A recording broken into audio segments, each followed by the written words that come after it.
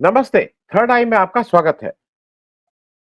आज थोड़ा थर्ड आई में हम लोग बात कर लें चुनाव की। ऐसा जनरली सबको लग रहा है कि इस बार के चुनाव का रंग बहुत जम नहीं पा रहा है। जैसे चुनाव चढ़ा नहीं है। उसके बहुत से मतलब सभी का एक ये सब किसी से भी बात करिए लोग कह रहे हैं यार मज़ा नहीं आ रहा है चुनाव में इस बार जैसे बहुत ही फीका-फीका सा चुनाव है।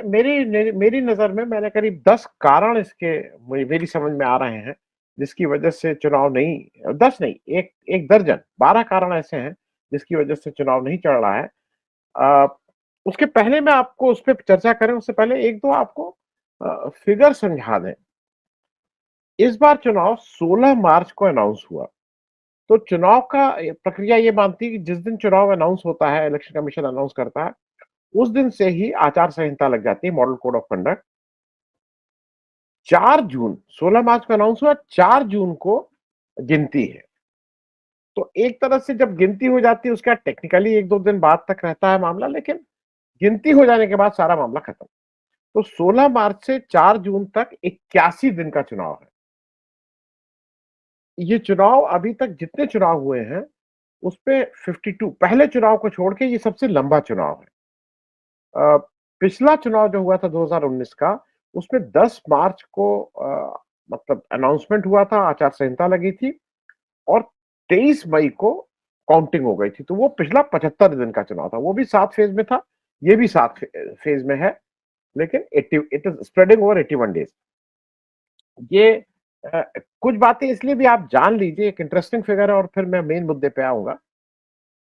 1952 का जब इलेक्शन हुआ, तो आपको ये सुन के ताज्जुब कभी-कभी लगेगा कि जो पोलिंग होती थी, वो विधानसभा वाइज़ हो रही थी। तो जब विधानसभा में आप जाते थे, तो विधानसभा का वोट देते थे और लोकसभा का वोट देते थे एक साथ। तो पहला जनरल इलेक्शन था। तो एक विधानसभा में करीब 20 से 25 दिन तक पोलिंग चलती थी। अब आपको लगेगा 20 से 25 दिन तक पोलिंग? जी। एक विधानसभा में 5 पोलिंग बूथ रहते थे अलग-अलग स्थान पे। फिर वो 5 पोलिंग बूथ पे पोलिंग हो जाती थी। दूसरे दिन फिर से दूसरी जगह जाने का समय होता था। फिर तीसरे दिन 1 दिन के गैप के बाद तीसरे दिन फिर 5 बूथ वही 5 बूथ फिर नई जगह लगते थे। तो अमूमन एक विधानसभा में मोटे तौर पे 50 से 60 बूथ होते थे। तो इन 60 बूथ को कवर करने में अगर 5 बूथ एक साथ हैं तो 12 दिन और 1-1 दिन का गैप तो करीब 25 दिन। तो 20 से 25 दिन में एक विधानसभा की पोलिंग पूरी हो पाती थी। पहले विधानसभा की बात कर रहा हूँ 1952। एक इंटरेस्टिंग बात और बता दूं क्योंकि मुझे लगा कि ये भारत के हर उस व्यक्ति को जानना जरूरी है कि हम कहां से इवॉल्व किए हैं। आज ईवीएम की बात हो रही है, ये सब बात हो रही है। बैलेट पेपर पर नाम या चिन्ह नहीं होता था। तो पहला विधानसभा का इलेक्शन हुआ 52 का, विधानसभा और लोकसभा का, उसमें कोई नाम या चिन्ह नहीं था। 2 बैलेट बॉक्स रख दिए जाते थे। एक बैलेट बॉक्स मतलब जो भी जितने भी कैंडिडेट हुए सबका अलग-अलग बैलेट बॉक्स। उस बैलेट बॉक्स में उम्मीदवार का नाम और उसका चुनाव चिन्ह और एक पर्ची। उस पर्ची पे कुछ नहीं होता था, कोई सिंबल-विम्बल, मोहर-वोहर नहीं लगाना है। वीवीपैट एट कुछ नहीं। एक चमकीली पर्ची रहती थी, कोई 3 बाई 2 की या 4 बाई 2 की। उस पर्ची को जो आपको का कैंडिडेट आपकी पसंद का कैंडिडेट हो, उसके बक्से में छोड़ देना होता था। तो कोई मोहर-वोहर नहीं लगानी होती। और एक और इंटरेस्टिंग चीज़ बता के फिर मैं मेन मुद्दे पे आ जाऊँ। ये जो सिंबल था, ये क्षेत्र वाइज़ बदलता जाता। ज़रूरी नहीं है कि अगर कप मान लीजिए सिंबल है, तो कप सिंबल अगर पार्टी एक्स का एक एक चुनाव क्षेत्र में है, तो दूसरे में भी कप ही होगा। दूसरे में इस पार्टी का दूसरा सिंबल हो सकता है। तो पहला चुनाव हम वहाँ से इवॉल्व करते हुए आज कहाँ पहुँचे। तो जो मैंने कुछ चीज़ें समझ में आई हैं, तो पहला मेरा जो है, वो समय सारणी। समय सारणी जब मैं बोल रहा हूँ, तो it is a very long election. बहुत लंबा इलेक्शन है, 81 दिन का इलेक्शन है। 81 दिन का इलेक्शन संसाधन की दृष्टि से भी अ, वो संसाधन चाहे पैसे का संसाधन हो, मानव संसाधन हो, अ, ये थोड़ा लंबा चुनाव है और इतने लंबे चुनाव तक को सस्टेन करना अब बहुत आसान चीजें नहीं है।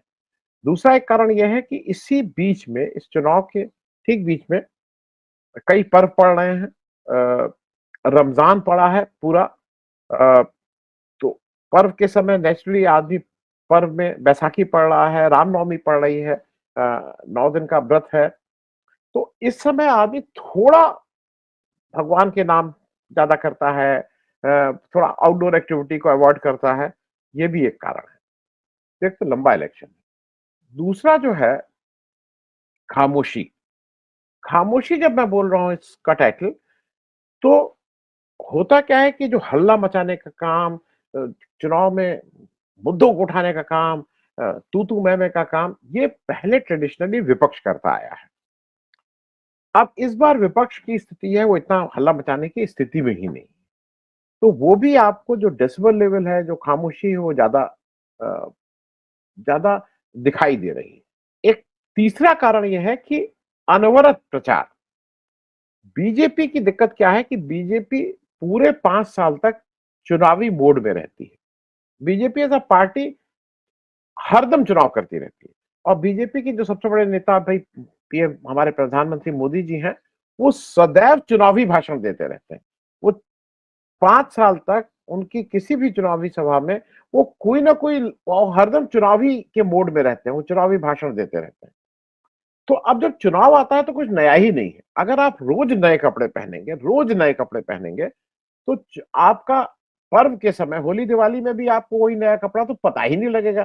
पहले क्या होता था पर्व में भाई कुछ नया अच्छा खाना बनता था, अच्छा पकवान बनता था, नए कपड़े पहन अब जब आप रोज ही पकवान खा रहे हैं, रोज ही नए कपड़े पहन रहे हैं, तो कुछ ऐसा नया भी नहीं। चौथा जो कारण है वो मेरे हिसाब से आचार संहिता है।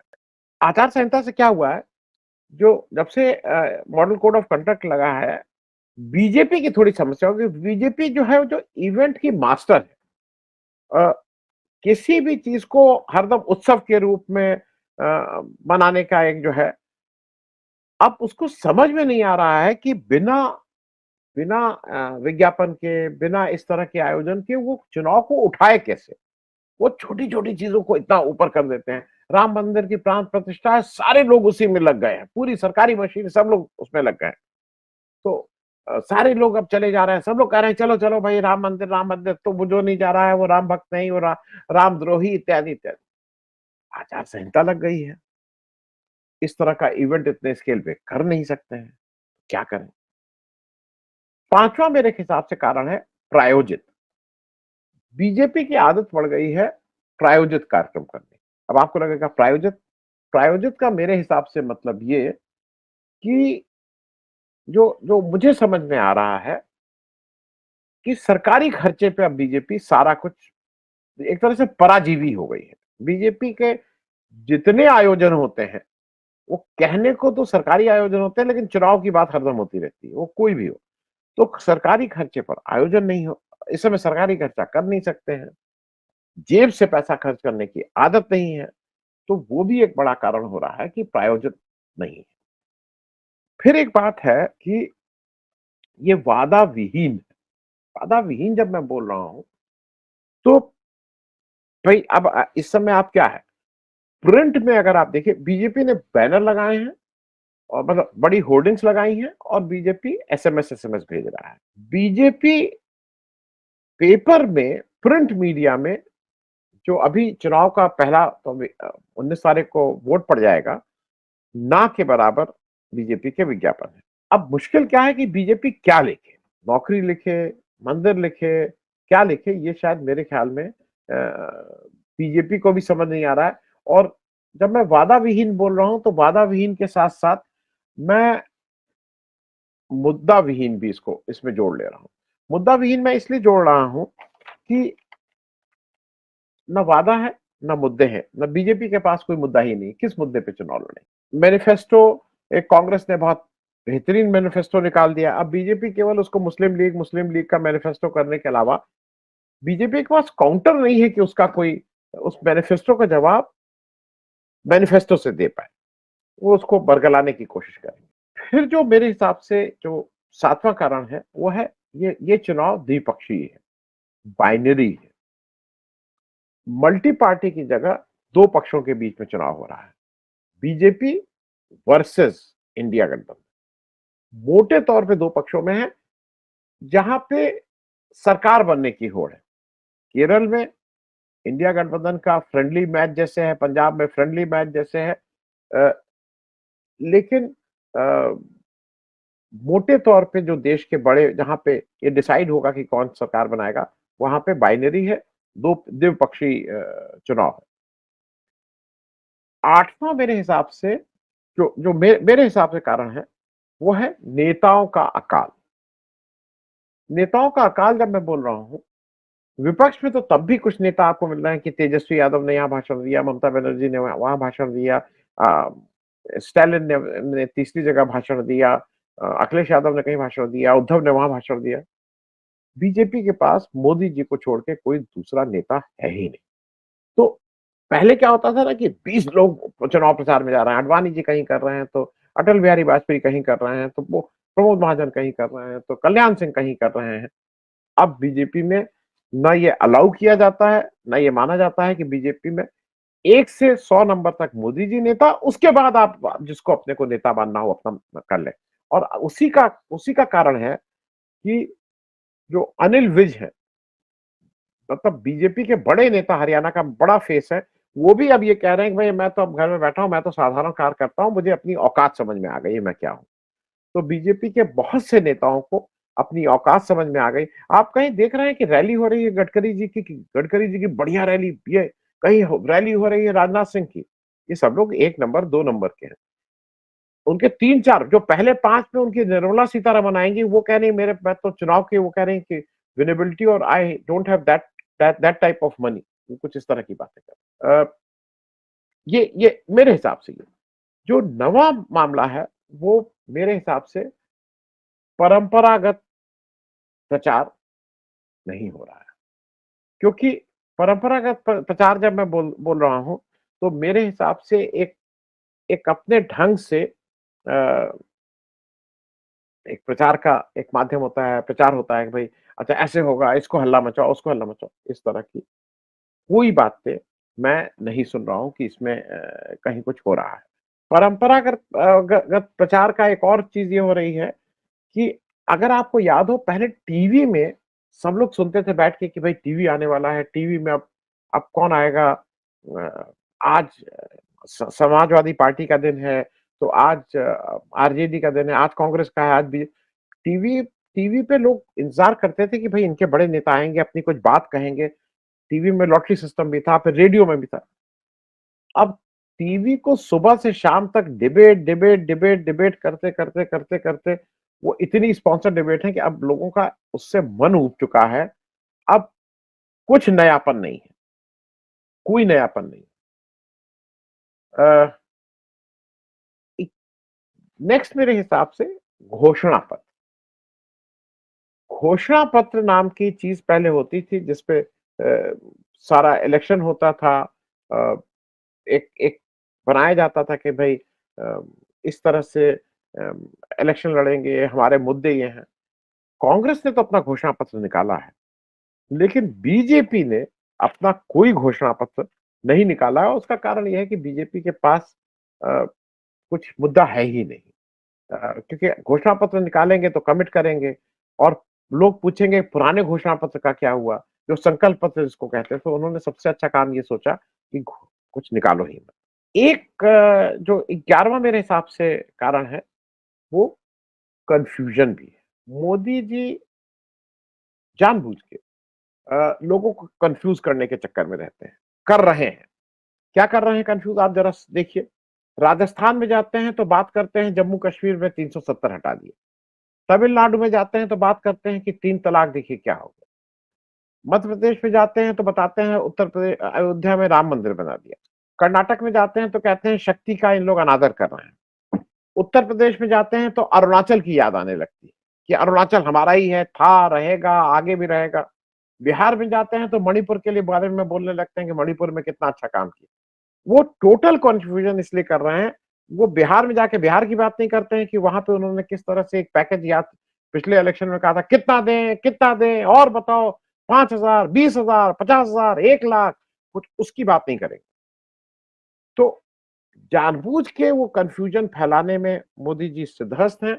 ही वांट्स सामने वाले को, न केवल अपने विपक्षी को, वो वोटरों को भी इस कन्फ्यूजन के भ्रमजाल में फंसाते हैं।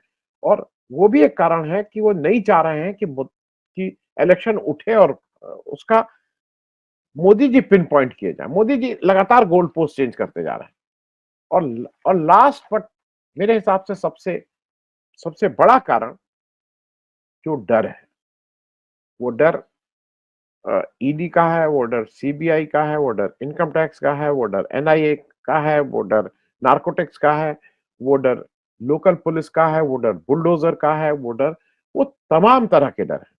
और वो केवल डर मेरे लिए नहीं है। मुझे डर है कि मेरे परिवार के साथ कुछ करेंगे, मुझे डर है। और अ, वो डर आपके फिजिकल दिक्कतों का भी है कि आपके ऊपर कुछ शारीरिक दिक्कतें भी हो सकती हैं।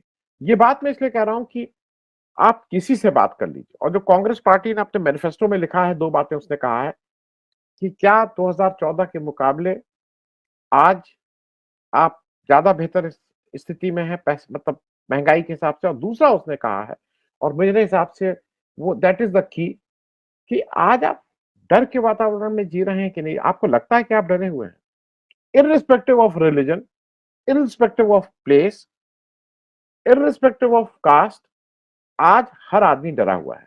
और उस डरे हुए होने के कारण वो उत्साह से इस इलेक्शन में भाग नहीं ले रहा है।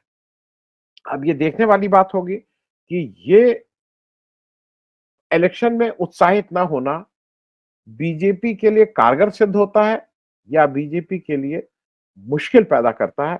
ये तो 4 जून को ही पता लगेगा। बहुत बहुत धन्यवाद। Thank you so much.